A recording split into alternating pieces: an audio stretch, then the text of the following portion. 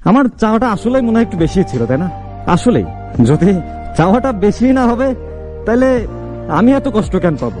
আমি হয়তো অনেক বেশি কিছু চাই ফেলছিলাম তোমার কাছে, তাই না? আমি জাস্ট তোমার বলছিলাম যে এখনকার এই যুগে মানুষ ছাইরা যাইতে একটা সেকেন্ড সময় নেয় না, মানুষকে ভুলতে একটা দিনে বেশি সময় লাগে না। কিন্তু আমি তো চাইছিলাম যে তুমি সারা জীবন আমার পাশে থাকো, সারা জীবন আমার কাছে থাকো। হয়তো আমার এই চাওয়াটাই সব থেকে বড় ভুল হয়েছে, তাই না? ফ্যামিলির প্রবলেম, টাকার সমস্যা, বন্ধু বান্ধবের থেকে কষ্ট, সবই ছিল লাইফে। আমি জাস্ট একটা পার্সনের মুখের দিকে তাকাইছিলাম যে এই মানুষটা হয়তো আমার জীবনে কষ্ট দেবে না, বাট আসলে আমি ভুল। আমি তোমার সব থেকে বেশি ভালোবাসা সব থেকে বড় ভুলটাই করছি, বিশ্বাস করো। আমি আমার নিজের জীবনের থেকে তোমার বেশি ভালোবাসি, আর এটা তো আরো বড় ভুল। কারণ আমি হয়তো বুঝাই উঠতে পারি যারাই তুমি সব থেকে বেশি ভালোবাসবা সেই মানুষটা একটা সময় চলে যাবে, সেই মানুষটাই একটা সময় কষ্ট দিবে।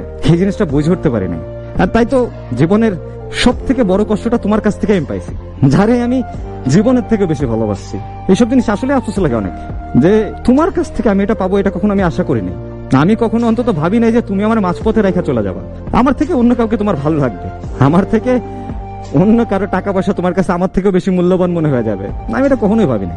আমি, বিশ্বাস করো, আমি সবসময় একটা জিনিস ভাবতাম যে তুমি অন্তত 8-10টা মেয়ের মতো না, তুমি হয়তো একটু অন্যরকম, একটু হলেও তুমি অন্যরকম। কিন্তু আসলে আমি ভুল ছিলাম, আমার এই বিশ্বাসটা আসলেই ভুল। আর তোমাকে এই বিশ্বাস করাটা আমার সব থেকে বড় ভুল।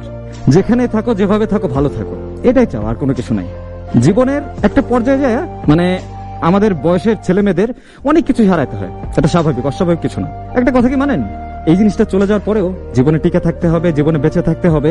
বাবা মার জন্য হোক, আশেপাশের মানুষের জন্য হোক, চলে যাওয়া যাবে না। জীবনে স্ট্রাগল করে যেতে হবে, আর এই কষ্ট মেনে নিয়েই জীবনটাকে চালিয়ে যেতে হবে।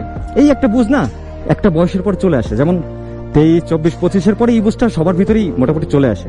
ছেলে হোক মেয়ে হোক, সবার ভিতরে আসে। আমরা দিন শেষে হিসাব করে দেখেন যে